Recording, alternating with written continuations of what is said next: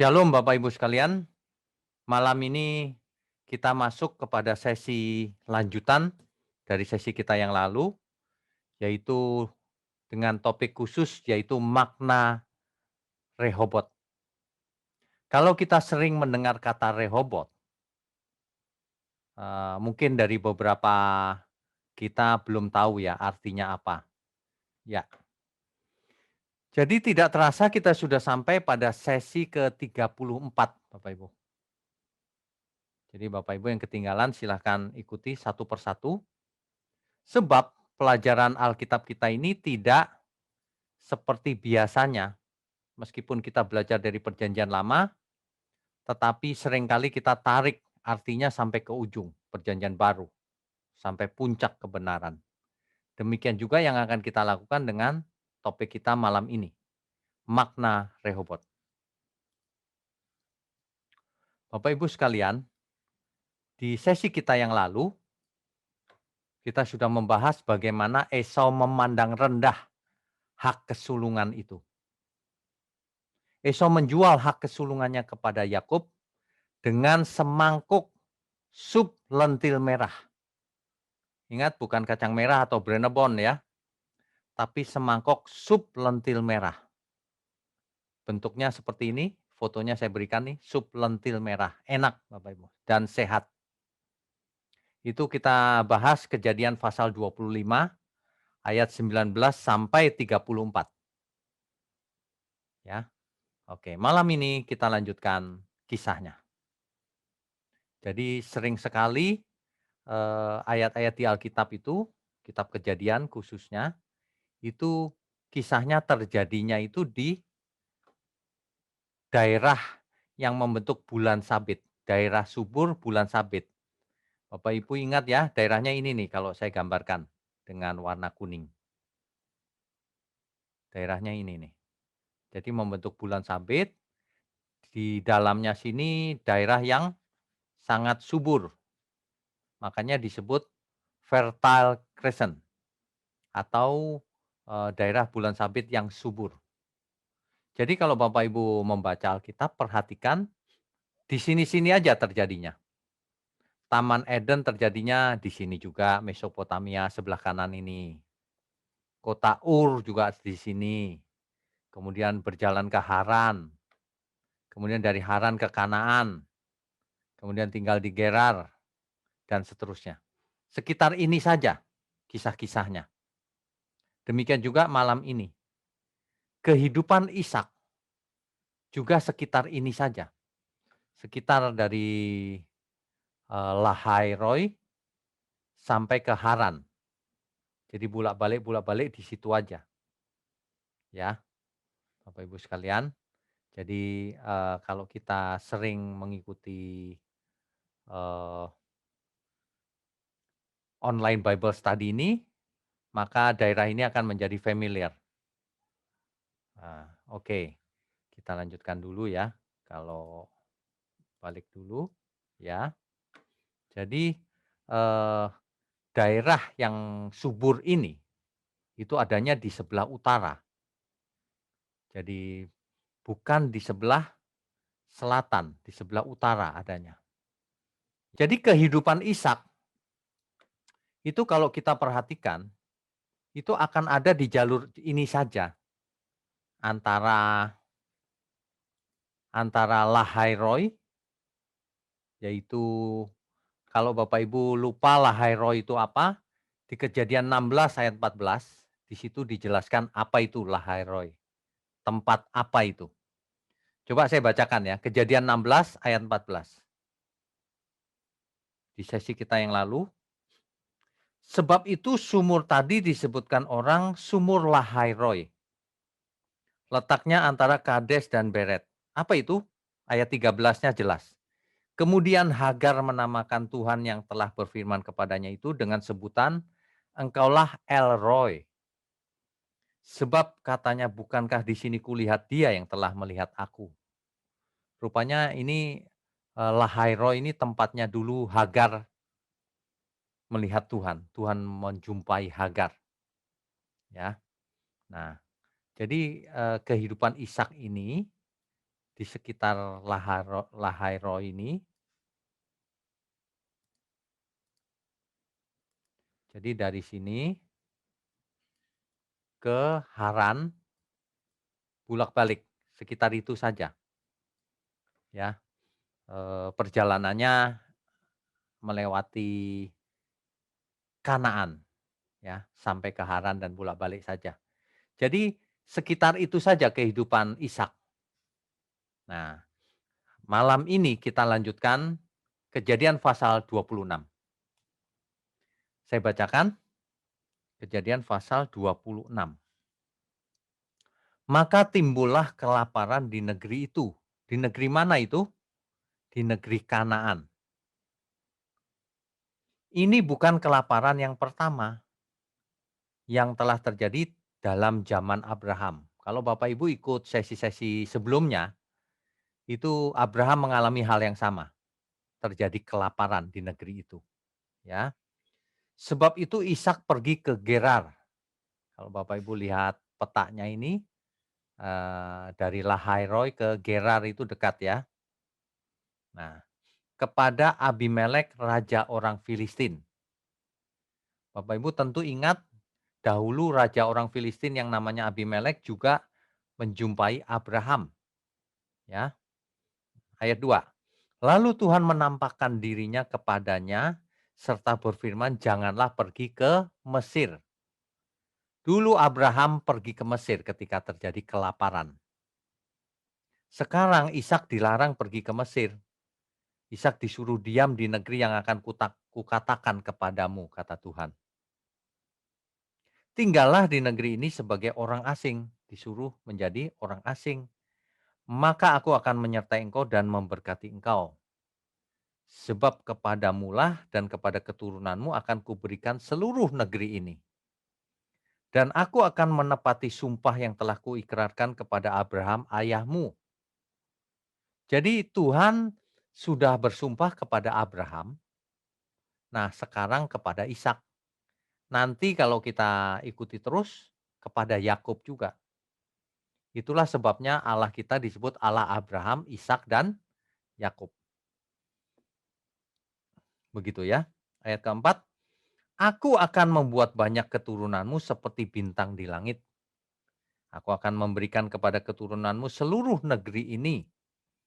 Dan oleh keturunanmu semua bangsa di bumi akan mendapat berkat. Nah, ini sudah kita bahas yang lalu. Diulang lagi oleh Tuhan kepada Ishak. Ya, ayat 5-nya, karena Abraham telah mendengarkan firman-Ku dan memelihara kewajibannya kepadaku, yaitu segala perintah, ketetapan, dan hukum-Ku. Ayat ke-6, jadi tinggallah Ishak di Gerar. Ini Bapak Ibu Gerar. Ishak tinggal di Gerar, tidak ke Mesir karena dilarang oleh Tuhan. Kalau kita baca kisah ini, maka kisah tadi itu bisa diringkas. Terjadi kelaparan di Kanaan, maka Ishak pergi ke Gerar. Tuhan menampakkan diri kepada Ishak untuk mengulang perjanjian dengan Abraham itu, mengingatkan supaya perjanjian itu turun-temurun, ya. Dan keturunan Ishak akan seperti bintang di langit. Diingatkan lagi. Begitu ya, Bapak Ibu sekalian. Jadi kisah-kisah di Alkitab itu bukan dongeng, tapi ini kisah historis atau sejarah. Dan sejarah ini harus dimengerti dengan benar, sebab kalau tidak hanya sebagai sejarah biasa saja. Ya, oke, kita lanjutkan dulu. Kejadian 26 ayat 7 sampai 11. Dalam kisah ini ternyata Ishak mengulang kesalahan Abraham. Mengapa? Yaitu Ishak mengaku bahwa Ribka adalah saudaranya. Mengapa? Karena takut dibunuh. Sebab Ribka elok parasnya. Cantik sekali Ribka itu. Ya. Dahulu Abraham juga begitu, mengaku kepada Abimelek bahwa Sarai itu adalah saudaranya. Dia takut kalau mengaku istri nanti dia dibunuh. Mengapa? Karena Sarai sangat cantik. Demikian juga Ribka. Dan Ishak membuat kesalahan yang sama. Ia berbohong. Ia tidak mengaku bahwa Ribka adalah istrinya. Sampai suatu hari Raja Filistin melihat Ishak bercumbu dengan Ribka. Sehingga Raja Filistin yang namanya Abimelek itu mengetahui bahwa sebenarnya Ribka itu istrinya Ishak. Nah, Raja Filistin ini yang namanya Abimelek ini itu bisa juga Abimelek yang dulu zamannya Abraham mungkin sudah tua sekarang, atau bisa juga anaknya Abimelek yang dulu namanya Abimelek juga gitu. Bisa saja, nggak masalah. Akhirnya Abimelek ini mungkin karena tahu dulu ayahnya juga membuat perjanjian dengan Abraham, Abimelek ini melindungi Ishak. Barang siapa mengganggu istrinya atau Ishak, ia akan dibunuh oleh raja Filistin ini, Abimelek. Sehingga Abimelek ini nantinya membuat perjanjian juga dengan Ishak supaya tidak saling mengganggu. Ini cerita Abraham juga begitu, sama persis. Rupanya menurun ke Ishak, ya. Oke, masih belum mendapatkan inti dari kebenaran yang akan kita bahas malam ini. Kita lanjutkan dulu. Kejadian 26 ayat 12 sampai 13. Ishak menjadi sangat kaya. Maka menaburlah Ishak, ayat 12 tuh. Di tanah itu dalam tahun itu juga ia mendapat hasil 100 kali lipat. Sebab ia diberkati Tuhan. Dan orang itu menjadi kaya bahkan kian lama kian kaya. Sehingga ia menjadi sangat kaya. Ayat ini sering dipakai oleh penganut teologi kemakmuran. Untuk memperoleh pembenaran bahwa kalau orang percaya itu pasti kaya raya seperti Ishak. Gitu. Ini penyakit daripada teologi kemakmuran.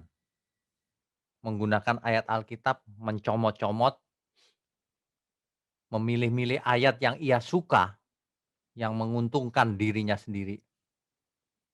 Meskipun itu tidak sesuai faktanya. Meskipun Alkitab tidak bicara begitu secara keseluruhan. Inilah teologi kemakmuran, sering pakai ayat ini. Ya, oke. Jadi Ishak menabur sehingga hasilnya 100 kali lipat. Seolah-olah kalau zaman sekarang kita menabur hasilnya pasti 100 kali lipat kalau percaya, kalau beriman. Ini memaksa ayat-ayat untuk kepentingan diri sendiri. Ini namanya ayatiah, tidak alkitabiah. 100 kali lipat. Bahkan ada yang mengajar kalau kita menabur dengan uang dalam suatu investasi, maka akan kembali 100 kali lipat. Waduh, ini memaksa ayat-ayat Alkitab untuk kepentingan diri sendiri. Ya, padahal orang percaya belum tentu kaya. Tidak pernah Tuhan berjanji bahwa orang percaya pasti kaya di bumi. Ya, nah, jadi ayat Alkitab tidak boleh dikutip sebagian 1-2 ayat saja. Harus dimengerti secara lengkap konteks besarnya. Bahkan seluruh ayat-ayat Alkitab, konteks Alkitabiahnya. Bukan hanya berdasarkan 1-2 ayat begini lalu merasa benar gitu. Meskipun ada ayatnya kalau Ishak menabur maka hasilnya 100 kali lipat.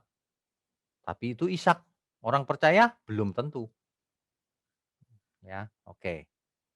Kita lanjutkan. Ayat berikutnya ayat 14 sampai 22.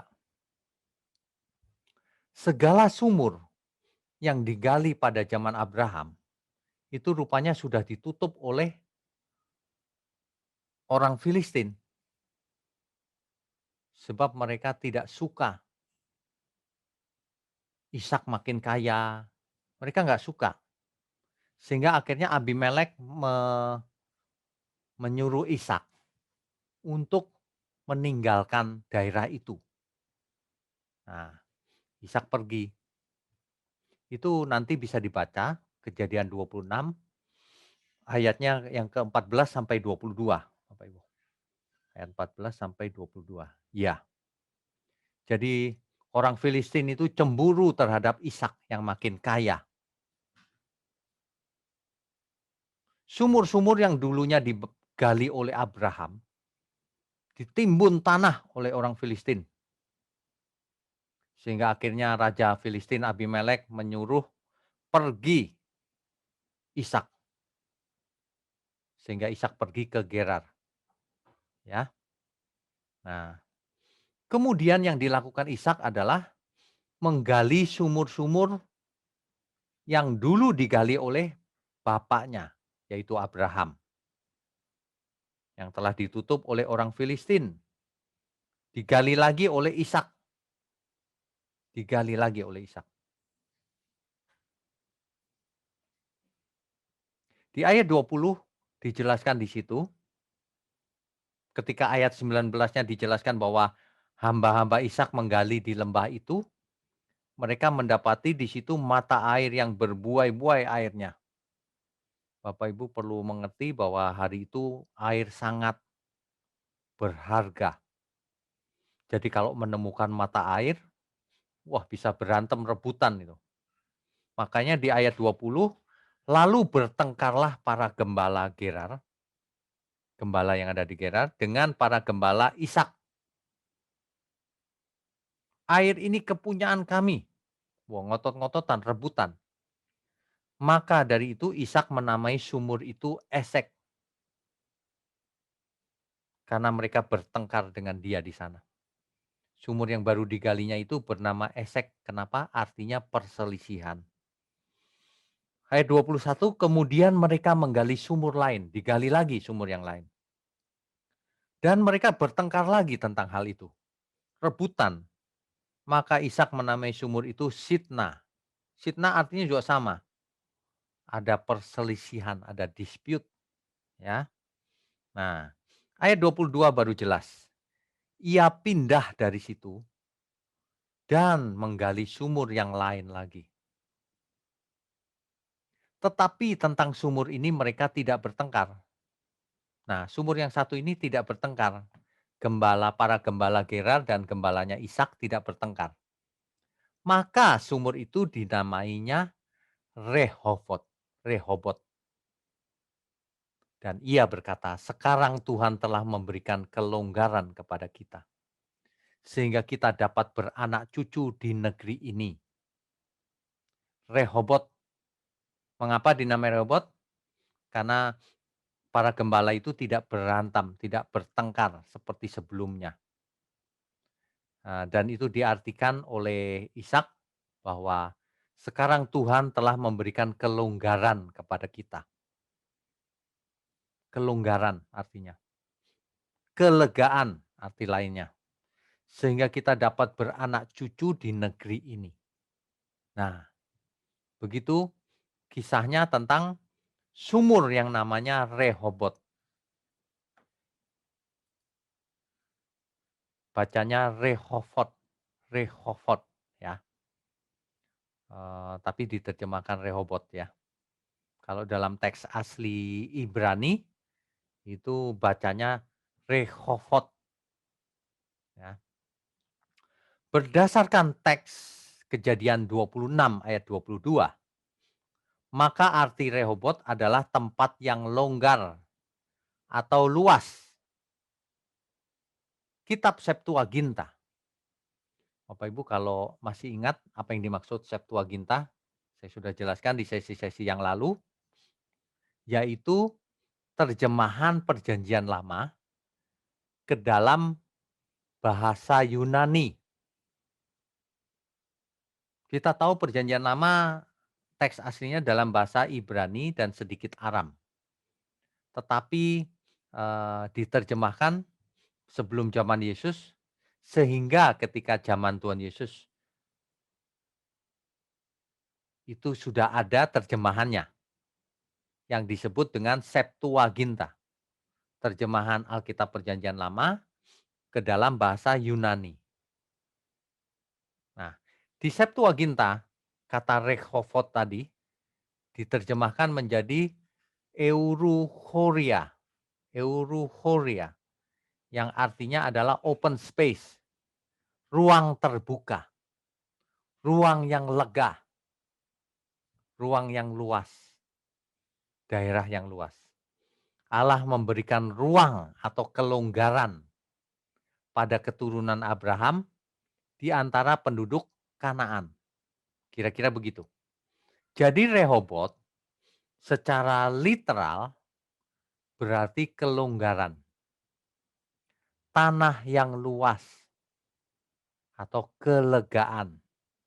Makanya Ishak berkata kita jadi bisa di sini beranak cucu.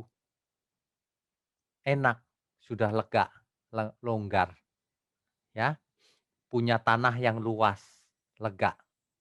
Kira-kira begitu tuh artinya. Nah, jika kita hanya belajar sampai di sini secara literal atau secara harafiah, maka kita akan kehilangan maknanya yang dalam. Apa artinya? Oh, lega gara-gara punya tanah yang luas. Lega gara-gara punya sumur yang airnya berlimpah. Sederhana sekali. Makanya kita tidak boleh belajar hanya secara literal seperti itu dan berhenti sampai di sini. Itulah yang biasanya dikejar oleh orang-orang yang menafsirkan segala sesuatu secara literal atau harafiah. Makanya fokusnya akhirnya hanya perjanjian lama saja kebanyakan. Karena mereka motifnya akan mencari ayat-ayat di perjanjian lama yang menguntungkan diri sendiri. Yang enak didengar, yang berkat-berkatnya uang, fisik, materi dunia ini. Makanya melahirkan teologi kemakmuran. Perhatikan baik-baik, gereja yang selalu atau pengkhotbah yang selalu memakai perjanjian lama, tapi tidak membahas perjanjian baru sama sekali, apalagi yang diajarkan oleh Tuhan Yesus. Itulah teologi kemakmuran. Lahir baru aja tidak pakai ayat-ayat perjanjian baru loh. Mau membahas lahir baru tapi ambilnya dari perjanjian lama. Waduh, parah Bapak Ibu. Bapak Ibu hidup cuma satu kali, jangan ikut seperti itu. Rugi, ya. Kelegaan macam apa sebenarnya yang disediakan Tuhan bagi umatnya di masa sekarang ini? Masa lalu mah nggak penting, historis. Sekarang kalau kita bicara kelegaan, kita tidak akan melakukan studi kata Rehovot, ataupun Euruhoria. Tidak, kita tidak sedang membahas studi kata. Tapi kita lagi mau mencari konteks. Kelegaan itu apa yang dimaksud oleh Tuhan yang disediakan bagi kita. Jadi bukan kelegaan versi Rehovot yang sumur aja atau yang daerah yang luas. Kalau cuman itu adanya di bumi. Kita harus gali jauh lebih dalam. Apa yang dimaksud Tuhan dengan konteks kelegaan. Konteks ya, bukan studi kata. Karena kata kelegaan bisa berbagai macam artinya. Kata yang dipakai juga banyak. Nah, tapi konteks kelegaan yang akan kita lihat ini apa? Tentu saja bukan cuma sumur, bukan? Atau daerah yang luas, atau kalau kita punya rumah besar, mewah, lalu kelegaan. Bukan itu tentu saja. Tapi kalau kita hanya mendasarkan pada kisah perjanjian lama ini, kisahnya cuma itu, harafiah. Oh, artinya tanah yang luas, lega. Oh, artinya kaya. Begitu artinya. Itu secara literal atau harafiah. Nah, kita lanjutkan lagi ya. Eh, Bapak Ibu perlu perhatikan baik-baik kalau kita mau belajar Alkitab. Meskipun di antara kita tidak ada yang sekolah STT, tidak masalah. Tapi perhatikan prinsipnya yang benar. Kalau kita baca Alkitab, kita mau menangkap intisarinya, konteksnya sesuai yang dimaksud Alkitab. Bukan hanya belajar historis, sejarah. Oleh sebab itu jangan fokus hanya pada satu atau dua ayat saja. Karena nanti akan terjatuh atau tersesat kepada ayatiah. Satu ayat seolah-olah benar, tapi tidak alkitabiah gitu. Ya. Jangan fokus hanya pada satu konteks saja. Bahkan satu konteks juga tidak boleh. Arti sempitnya nggak boleh. Konteks dekat saja nggak boleh. Kita harus terus mengeksplor kepada konteks besarnya nantinya. Jadi jangan fokus pada konteks dekat juga, misalnya membaca satu perikop. Satu perikop, oh saya udah ngerti nih satu perikop. Ya, itu kan satu perikop, konteksnya sudah benar, konteks dekatnya sudah benar, mengerti, tapi apa dampaknya dalam hidup kita? Konteks besarnya apa? Konteks alkitabiahnya apa? Itu yang jauh lebih penting. Karena kalau cuma konteks dekat, contohnya sumur Rehovot tadi itu, konteks dekatnya apa? Oh, sumurnya mereka tidak berantem, damai. Oh, punya tanah yang luas. Oh, punya Allah telah memberikan, Tuhan telah memberikan daerah yang luas supaya kita bisa beranak cucu di sana, diberkati secara fisik, secara harafiah, secara materi. Berkat fisik, berkat jasmani. Kalau lihat konteks dekatnya itu. Tapi kalau kita lihat alkitabiahnya, tidak demikian. Jadi hati-hati. Jangan juga tergantung pada terminologi studi kata. Kalau cuma studi kata, kata Rehovot itu nggak banyak dipakai, ya. Dan perlu diingat kata yang sama belum berarti, bukan berarti sama dalam setiap konteks. Bisa berarti beda-beda tergantung konteksnya, ya. Jadi Bapak Ibu sekalian harus mementingkan atau fokus pada kalau baca Alkitab konteks jauhnya. Yaitu menurut Alkitab, bukan menurut satu dua ayat. Konteks alkitabiahnya. Makanya fokus utamanya harus sampai perjanjian baru. Jangan hanya perjanjian lama. Karena perjanjian lama itu mengantar saja historis, pengenalan akan Allah, lahirnya bangsa Israel, Allah yang benar adalah Allahnya Israel, lalu turun-temurun sampai akhirnya dilahirkan Mesias. Ya. Nah, setelah Mesias lahir di perjanjian baru, barulah ajaran Sang Mesias itu memuncak sempurna. Itulah yang harus kita fokuskan. Apa kata Tuhan Yesus? Banyak orang berhenti di perjanjian lama. Itu ibarat orang sekolah SD nggak mau naik-naik. Padahal kita harus kuliah. Kira-kira begitu analoginya. Tuhan Yesus sudah lahir, dia tidak mau belajar sama Tuhan Yesus. Belajarnya di perjanjian lama terus. Nggak mengerti kebenaran itu artinya. Ya. Oke, kita lanjutkan ya. Bapak Ibu jangan lupa ini prinsip untuk membaca Alkitab, untuk mengekstrak kebenaran yang ada di Alkitab dengan benar. Ini sebenarnya prinsip-prinsip hermeneutik, yaitu prinsip menafsir Alkitab. Kalau kita membaca Alkitab, harus ditafsir, harus diartikan. Jangan membaca hanya literal atau fisik atau harafiahnya saja. Harus ditarik, diartikan, ditafsir secara alkitabiah. Ya, oke kita lanjutkan. Jadi sebenarnya kelegaan macam apa yang dijanjikan Tuhan? Ingat kita tidak sedang studi kata. Kalau studi kata kan Rehovot itu dipakai untuk arti apa saja, tidak. Tapi kita mau dalam kasus Rehovot tadi itu, oh, Ishak merasa sudah lega. Karena sumurnya sudah ada, airnya banyak, tidak berantem satu sama lain, tanahnya luas, kaya raya, maka lega Ishak. Sehingga ia bisa beranak cucu di situ. Nah, Rehovot secara literal atau harafiah itu artinya secara historis. Tapi sebenarnya kelegaan macam apa yang dijanjikan Tuhan? Nah, ini yang penting. Kita sebagai orang percaya tidak dijanjikan seperti yang Ishak alami. Oh, nanti kaya raya, punya tanah yang luas.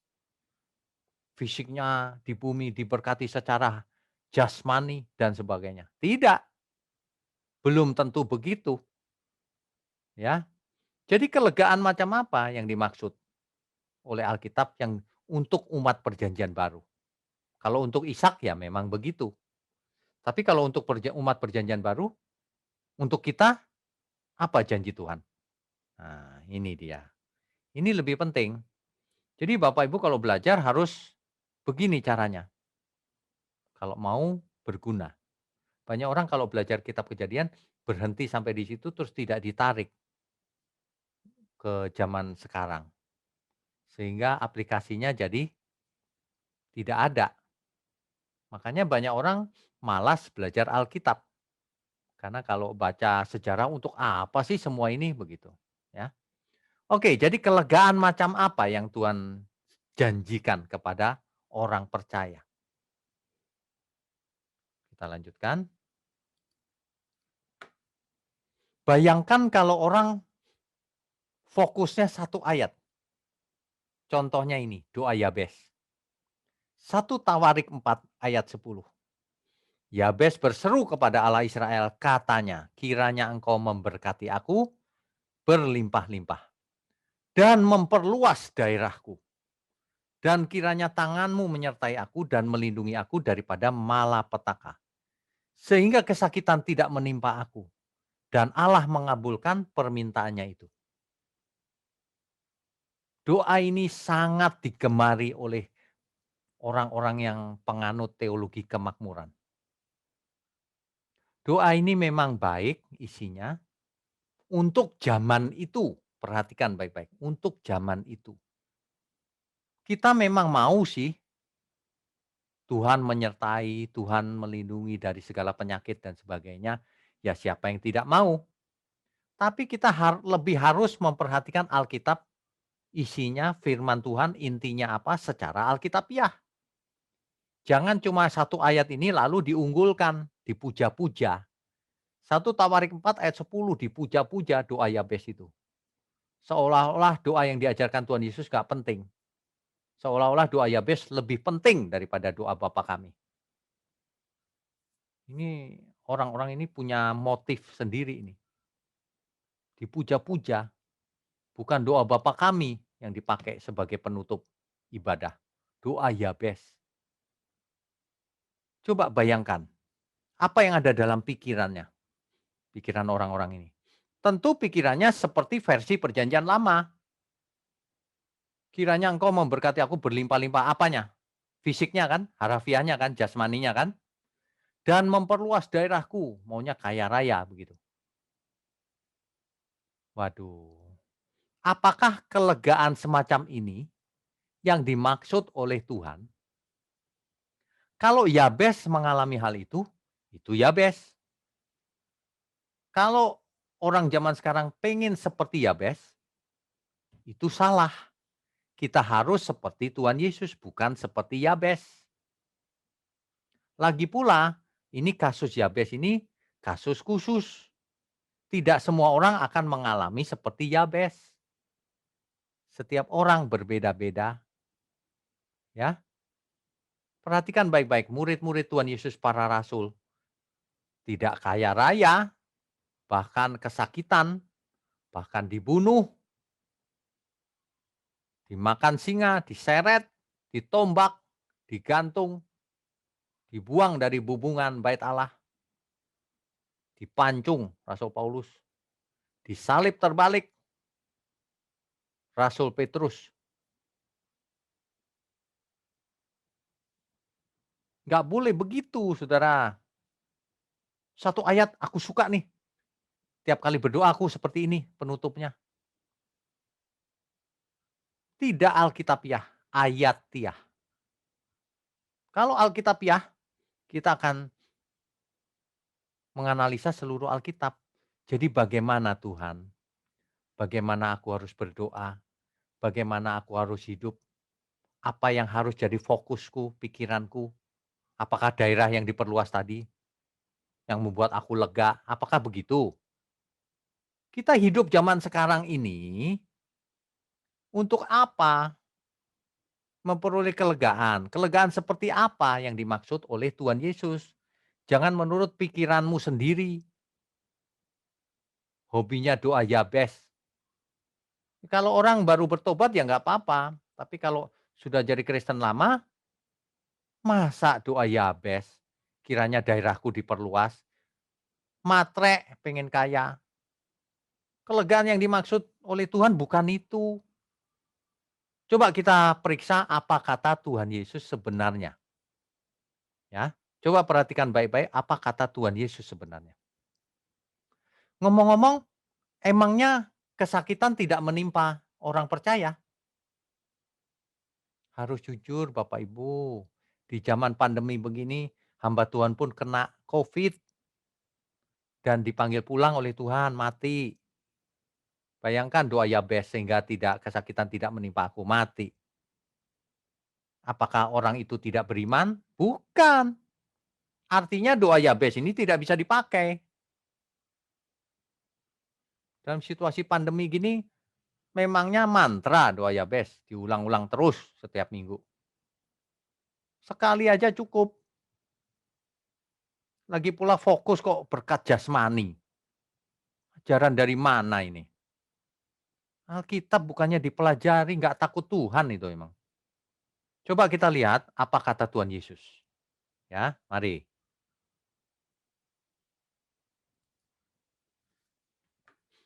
Contoh ya, Tuhan Yesus mengajar banyak sekali poin-poin penting. Satu contoh saja malam ini. Ya, Matius 11 ayat 28. Matius pasal 11 ayat 28.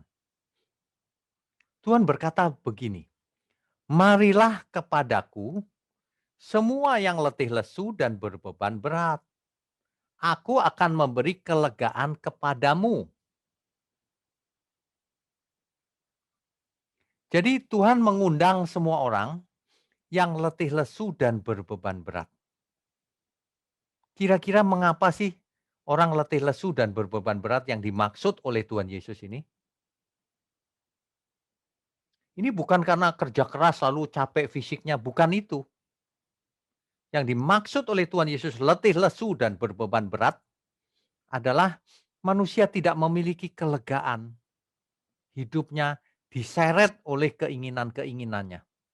Pengen ini, pengen itu tidak ada habisnya, serakah, tidak bersyukur, tidak mengalami damai sejahtera, tidak ada kelegaan dalam dirinya. Ya, banyak keinginan terutama, tidak pernah puas.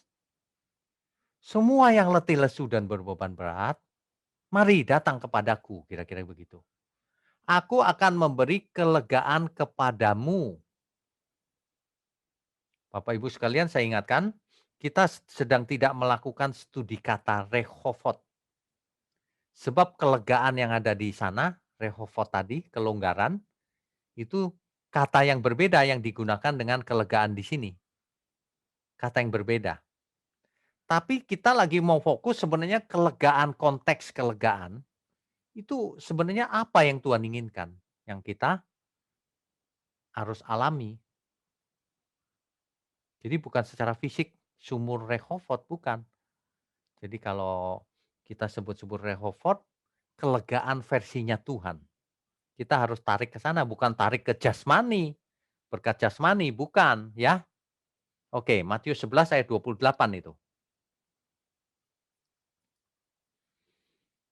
Kalau kita lihat beberapa terjemahan, Matius 11 ayat 28 ini, di terjemahan bahasa Indonesia, marilah kepadaku, semua yang letih lesu dan berbeban berat, aku akan memberi kelegaan kepadamu. Kelegaan.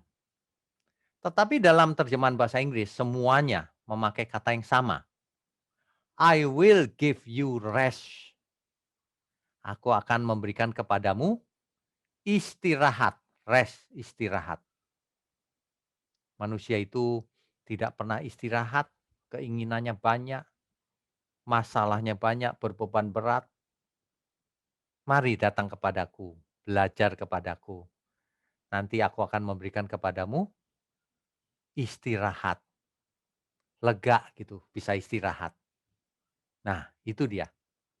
Dalam teks asli Alkitab dipakai kata dalam Matius 11 ayat 28 ini yang diterjemahkan menjadi kelegaan atau dalam bahasa Inggris rest, istirahat, dipakai kata anapauso. Anapauso ini artinya adalah rest, istirahat, refresh. Refresh itu apa ya? Menyegarkan ya, kesegaran, disegarkan kembali. Peace, damai, settle down, selesai masalahnya. Settle down, beres. Nah, anapauso. Marilah semua yang letih lesu berbeban berat, datang kepadaku, kata Tuhan Yesus. Aku akan memberikan kelegaan bagimu. Aku akan membuat kamu beristirahat. Aku akan membuat kamu fresh, segar. Aku akan membuat kamu tenang, membuat kamu damai, membuat kamu selesai dengan masalah utamamu itu. Masalah kita itu yaitu diri sendiri yang membuat hidup kita tidak tenang, tidak merasa lega dan sebagainya. Ya, eh, Tuhanlah solusinya. Belajarlah kebenaran. Kalau manusia hanya fokus pada berkat jasmani, kiranya daerahku diperluas. Nanti kalau ada masalah dia damainya hilang pasti. Karena ia tidak mengerti kebenaran bahwa hidup ini bukan untuk mencari berkat jasmani. Hidup ini bukan fokusnya berkat jasmani, kiranya daerahku diperluas. Enggak.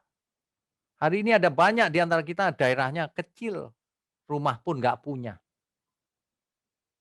Tapi itu tidak menghalangi seseorang mengalami kelegaan yang Tuhan berikan.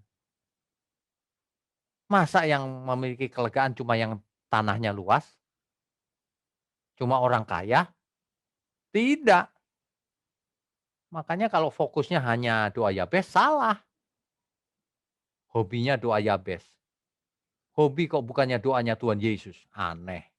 Ngakunya Kristen tapi. Ya. Kelegaan yang dimaksud Tuhan bukan soal kekayaan jasmani, bukan soal kesehatan jasmani, bukan soal kepemilikan tanah yang luas, bukan. Tapi orang yang lepas dari beban letih lesu dan berbeban berat oleh berbagai macam sebab. Antara lain persoalan fisik, benar. Antara lain keinginan yang terlalu banyak, yang tidak pernah terpuaskan, tidak pernah selesai seumur hidupnya. Keserakahan dan beban-beban yang lain. Dosa terutama, hidup dalam dosa. Itu tidak lega loh. Orang yang hidup dalam dosa itu tidak ada yang aku lega dalam dosa, nggak ada. Kasihan mereka.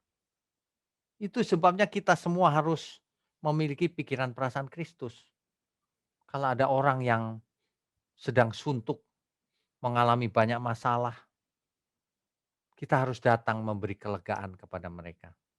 Seperti Tuhan menawarkan kelegaan. Kita harus menjadi narasumber supaya mereka mengerti kebenaran.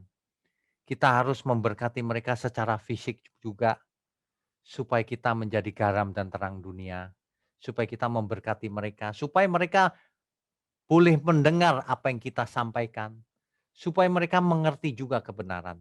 Supaya mereka merasakan berkat-berkat, segala berkat yang dari kita. Terutama tentang kelegaan yang Tuhan maksudkan. Berkat fisik tetap harus dibagi, karena memang dibutuhkan. Tetapi yang lebih penting atau tujuan utamanya adalah berkat bukan jasmani, berkat rohani. Ada amin ya. Kelegaan ini hanya bisa didapat kalau kita mengerti kebenaran. Sehingga kita bisa rest, istirahat, bisa mengalami kelegaan. Bisa selesai segala keinginan kita. Bisa menyelesaikan diri sendiri. bisa selesai seluruh urusan yang menjadi beban berat. Sehingga kita bisa merasakan kelegaan yang sesungguhnya. Damai sejahtera yang sesungguhnya. Amin ya. Nah, jadi bicara soal kelegaan, yang terutama bukan soal berkat fisik atau berkat jasmani di bumi ini, bukan itu yang terutama. Sebab semua itu fana, artinya sementara, dan tidak akan dapat dibawa ke kekekalan. Orang yang memiliki daerah yang luas, kiranya daerahku diperluas. Taruhlah saudara punya daerah yang luas. Nanti kalau mati hanya 1 kali 2 meter dan tanah seluruh hartanya nggak bisa dibawa lagi. Apakah itu kelegaan? Tidak.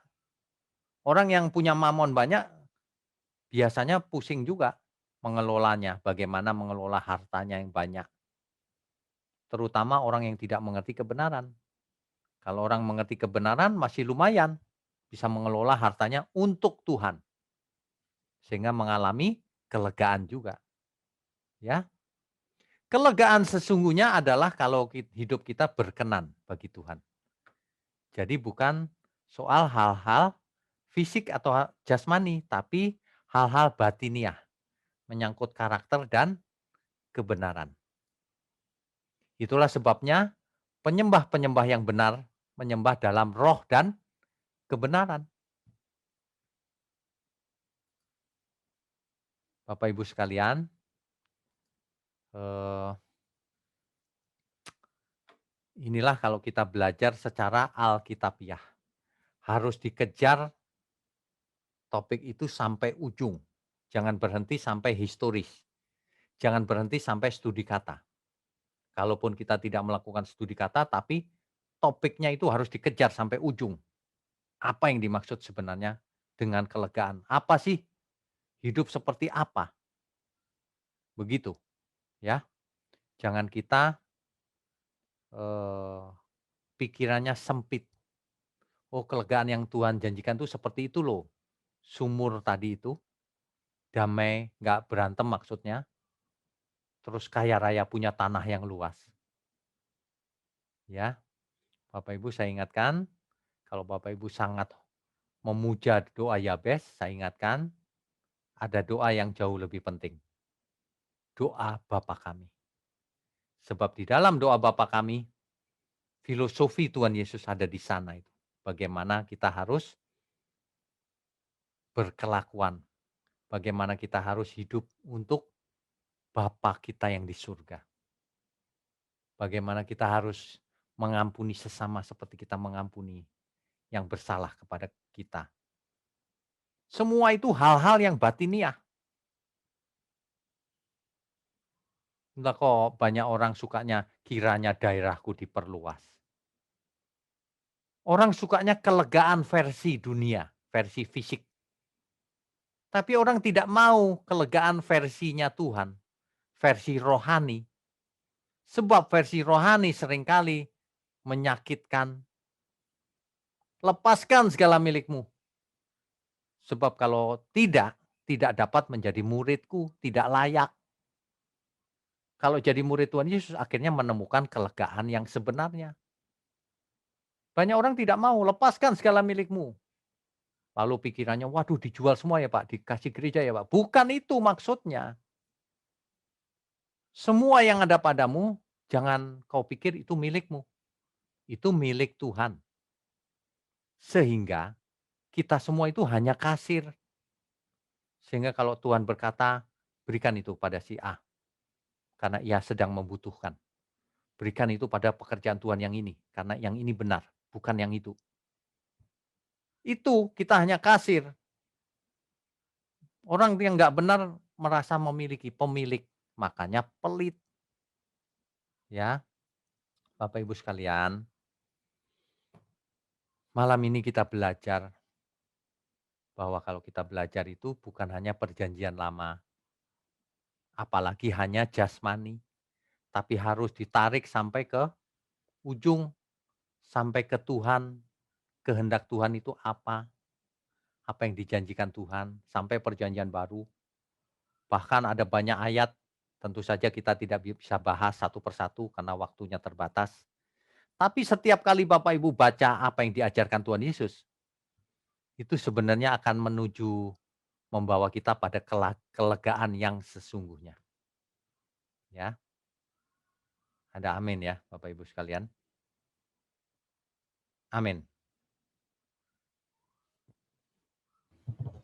Kita lanjutkan dengan tanya jawab. Baik, kita Mari co-host silakan. ya Pak. Baik, kita sambung dalam sesi tanya jawab. Belajar sedikit tentang hermeneutik. Ya. Kebetulan saya ikut kuliah kemarin dengan Pak Mario. Oke. Saya mau tanyain gini Pak, kan saya membaca kitab suci dari Perjanjian Lama hingga Perjanjian Baru ya Pak. Ya. Tadi kan Bapak bilang kalau ketika kita membaca itu sebisa mungkin untuk bisa menafsirkan ayat ataupun perikop yang kita baca gitu ya. Ya. Ketika saya membaca ini, saya mengalami kesulitan untuk bisa mengartikan secara benar gitu Pak. Jadi Oke. Kemana saya harus berpijak gitu, saya harus mengacu kemana ketika saya mendengarkan berbagai macam khotbah dari berbagai pendeta gitu ya, termasuk Bapak juga. Ya. Kok masing-masing berbeda gitu, Oke. ada beberapa gitu kan. Ya. Terus saya merasa kebingungan gitu ya Pak ya. Ya. Ketika saya merasa kebingungan, saya berdoa kepada Tuhan untuk mohon diberi hikmat gitu. Ya. Sampai hari ini saya ikut ke Rehobot ya. Ya. Karena menurut saya ini yang paling logis gitu. Ya. Nah, ketika kita menafsir itu Pak, apakah kita harus dipandu oleh Roh Kudus atau bagaimana gitu Pak? Oke, baik. Ya, baik. Ya. Mengerti, jelas. Jadi bagaimana kita bisa menafsir dengan benar? Bagaimana kita bisa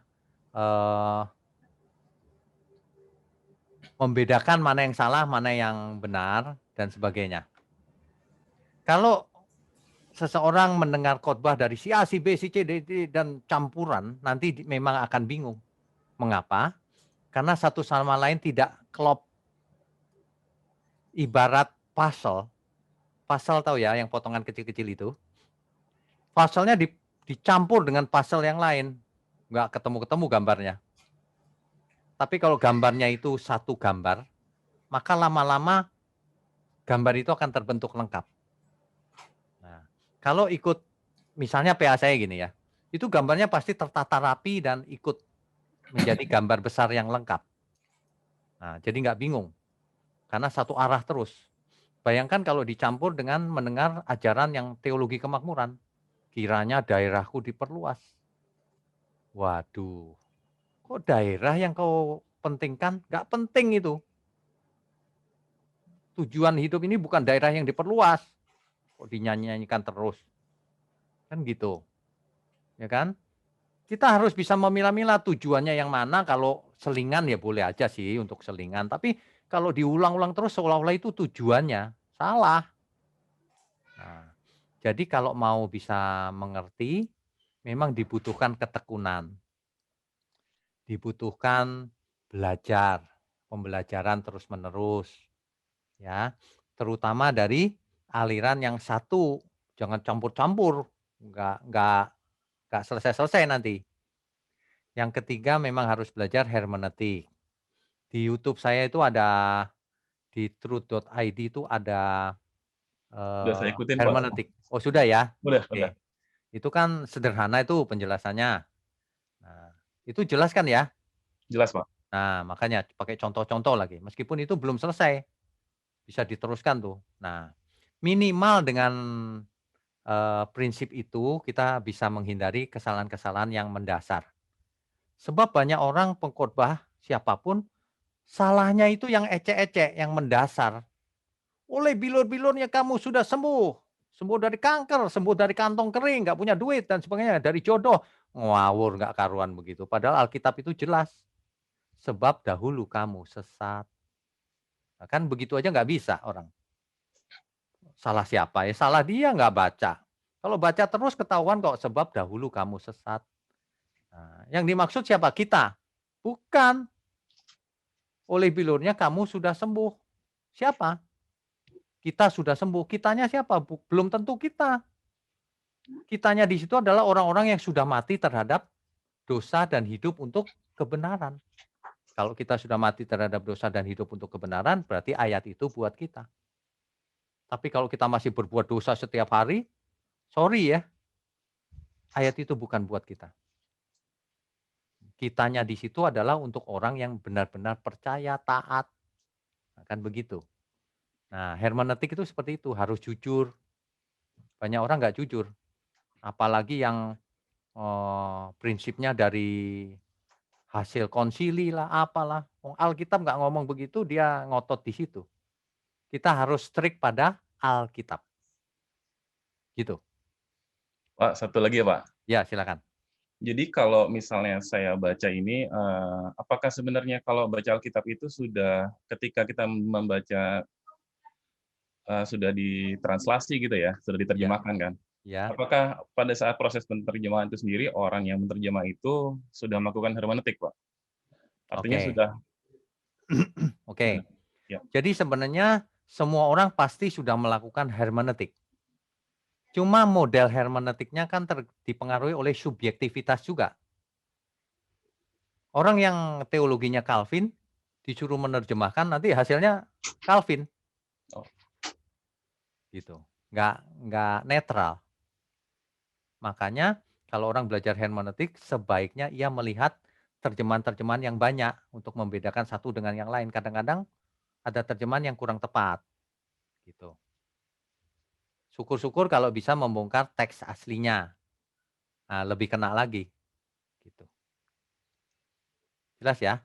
Jelas, Pak. Oke, Tuhan Jelas. berkati. Next.